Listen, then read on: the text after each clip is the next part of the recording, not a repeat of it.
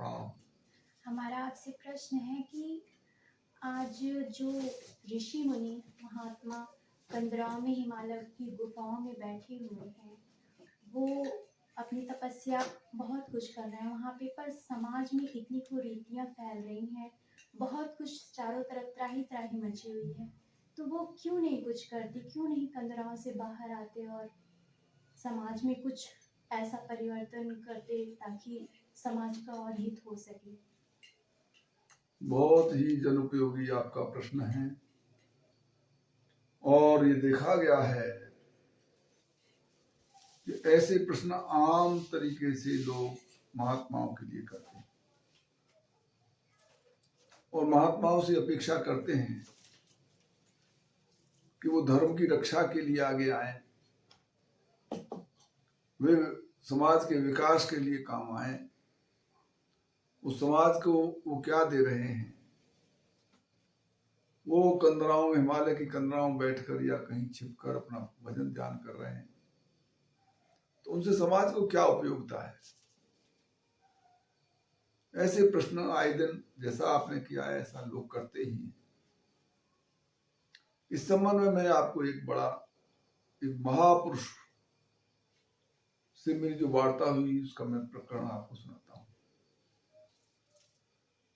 मैंने आज से करीब 10 वर्ष पहले काशी में एक महापुरुष हैं, वो ईश्वर कोटि के संत हैं, उनका नाम तो मैं नहीं बताऊंगा क्योंकि उन्होंने मुझसे मना कर रखा कि मेरा प्रचार और परिचय किसी को नहीं देना और जगत की चर्चा मुझसे करना नहीं, अन्यथा मैं तुम्हारा प्रवेश वर्जित कर दूंगा। तो मैं उस वाक्य से बंधा हुआ हूं, तो मैं उनका परिचय नहीं दे सकता। तो उनके पास में गया था, तो मैंने उनसे इसी तरह एक प्रश्न किया था। मैंने उनसे कहा, महाराज, अभी अयोध्या में बहुत से लोग, जब बाबरी मस्जिद को ढहाया गया था, उसमें गोली चली और बहुत से भक्त मारे गए। इसके अलावा बड़ा हिंसक वातावरण हो गया, मुसलमानों ने बहुत से मंदिर तोड़ डाले, बहुत से समर्पित हिंदू ईश्वर के नाम पर बलिदान हो गए। ये घटना हुई। तो इस संदर्भ में मैं ये जानना चाहता हूं कि क्या ये शास्त्रों में लिखी हुई सिद्धियां हैं?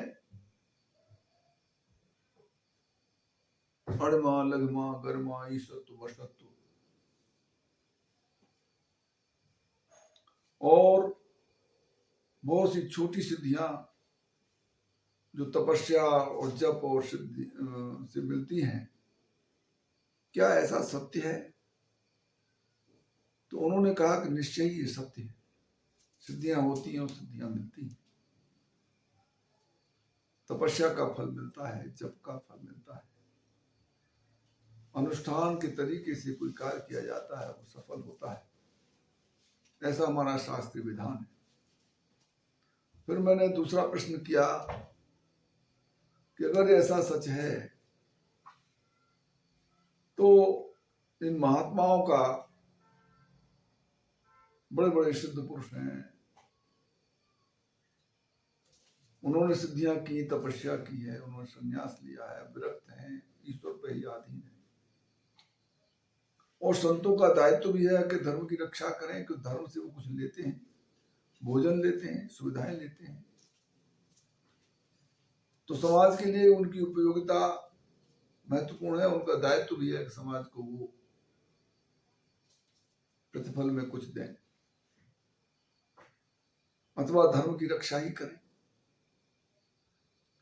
तो ऐसा देखने में नहीं आता। अगर ऐसा था, उनमें सिद्धियां थी, तो ये बाबरी मस्जिद, कृष्ण जन्मभूमि, भगवान विश्वनाथ मंदिर, ऐसे जो हमारे पूजनीय और हमारे आदर्श और प्रतीक, हमारे धर्म के प्रतीक हैं, और हमारे इष्ट महापुरुषों के ये जन्म स्थान है, इन पर इन मुगलों ने ये आक्रमण करके इनके तोड़ करके कब्जा कर लिया, जिसको आजाद कराने के लिए बहुत लंबे समय से लोग प्रयासरत हैं, अपनी बलिदान कर रहे हैं, और इससे बड़ी हिंसक झड़पें भी हो रही हैं और समाज में बड़ा विप्लव खड़ा हो रखा है।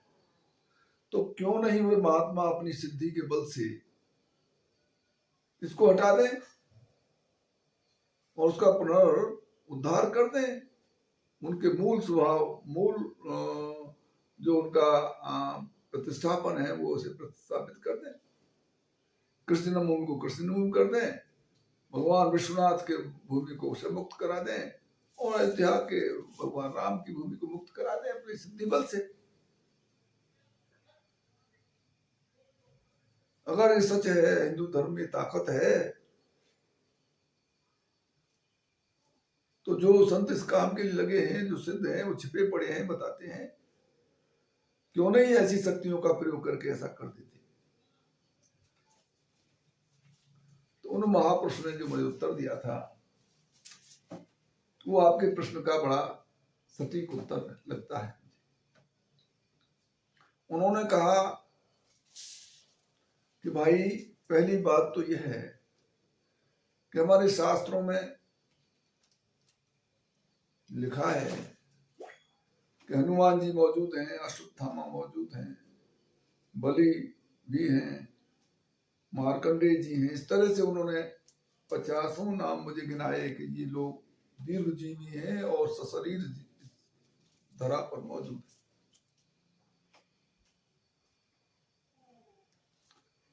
सभी देवताओं को मालूम है, सभी अवतारों को, ईश्वर को मालूम है, तो क्या तू उनसे ज्यादा जानता है? क्या उनको ये ज्ञात नहीं है जिसने सृष्टि बनाई है? क्या तू उनसे ज्यादा जानता है? जो माया प्रकृति ईश्वर की मौजूद है, जिनका इस पसारा है, तू उनको डायरेक्शन देने में सक्षम है? क्या वो देवता, वो जो बताए हैं, उन्हें नहीं ज्ञात है समस्या? तो क्या तू उनको ये निर्देश देने के लिए सक्षम है?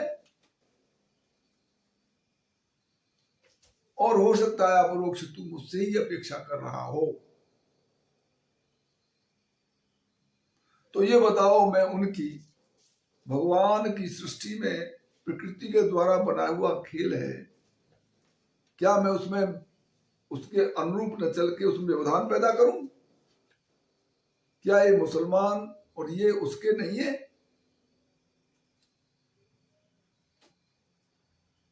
क्या मस्जिद मंदिर में कोई भेद है?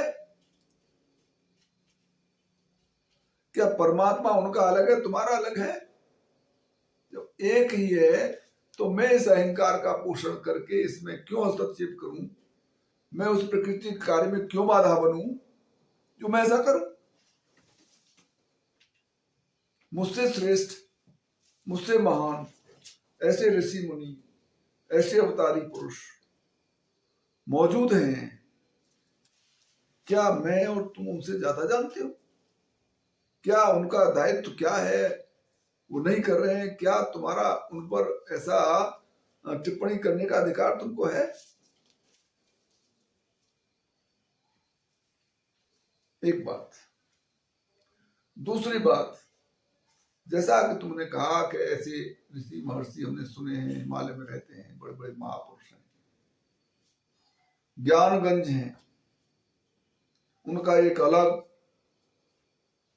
अदृश्य क्षेत्र है जिसमें वो रहते हैं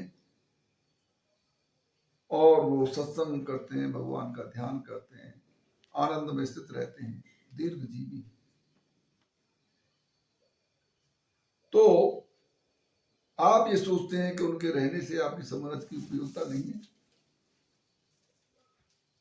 ऐसे महापुरुषों के दर्शन मात्र से, उनकी उपस्थिति से कितने लाभ हैं, ये आप अंदाजा लगा सकते हैं।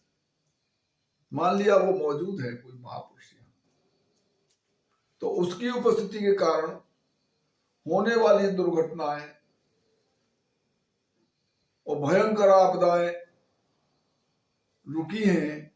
क्या तुमको मालूम है कि अगर वो न होती तो कौन सी आपदा आती? क्या आप इस बात को जानते हैं कि उनके अभाव में क्या हुआ होता? तो उस प्रकृति का बैलेंस किए हैं और उनके संकल्प से न जाने क्या क्या अच्छे अच्छे काम हो रहे हैं समाज में। उनकी उपस्थिति ही समाज के लिए परम कल्याणकारक है। तो इसलिए ये हमारी जो बुद्धि की सोच है, ये उस स्तर की नहीं सोच सकते।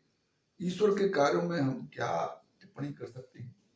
उन ऋषि महर्षि महाविद्वान योगी, उन ज्ञानी पुरुषों के बारे में हम कैसे ये कह सकते हैं कि वो ये नहीं कर रहे, वो नहीं कर रहे? हमें जो करना चाहिए उसे तो हम कर नहीं रहे। हम जानते भी हैं कि हमें ये करना चाहिए, हमारे दायित्व है, हमारे कर्तव्य हैं। हम उन कर्तव्यों को, दायित्वों को तो निर्वहन नहीं कर रहे और हम उन महापुरुषों पर टिप्पणी करते हैं। तो ये हमारी भूल है। ये प्रकृति की व्यवस्था है, ये माया है, ये भगवान के संकेत से ही सब हो रहा है और जो कुछ भी हो रहा है उसी का रूप हो रहा है। और ये महापुरुष सबको देख रहे हैं, उसमें वो क्या बेटर है ये भी जानते हैं। उनके लिए हिंदू मुस्लिम और प्रत्येक जीव में कोई अंतर नहीं है। भगवान के सब बच्चे हैं, ईश्वर के सभी संतान हैं। तो ये हमारी भेद दृष्टि का हमारा भेद वो है। कितना उपयोगी है और कितना न उपयोगी है, ये हमारी अल्पज्ञ बुद्धि की सोच है। तो वो हमारी प्रकृति को, हमारी पृथ्वी को, हमारे वातावरण को वो क्या दे रहे हैं? उनकी जब से कितना क्लाइमेट शुद्ध हो रहा है, बैलेंस हो रहा है, समय समय पर ऋतु परिवर्तन हो रहे हैं, बरसात में पानी बरसता है, जाड़ा में आपको ठंड मिलती है धूप से बचने के लिए, ठंड से बचने के लिए आपको सूर्य तप रहा है, जल को सुखाने के लिए वायु बह रही है। प्रकृति ने तुम्हें कितने सुंदर वृक्ष दिए हैं, सभी खाद्य पदार्थ दिए हैं। तो क्या उनकी इसमें सहयोगिता नहीं है? वो कितना बड़ा हमारे साथ उपकार कर रहे हैं। तो इसको हम कैसे जज कर सकते हैं? क्योंकि हमारी ये अल्प बुद्धि उनके किए गए उपकारों को देख तक नहीं सकती थी, सामर्थ्य नहीं है। इसलिए अक्सर इस तरह के प्रश्न उठते रहते हैं। धन्यवाद।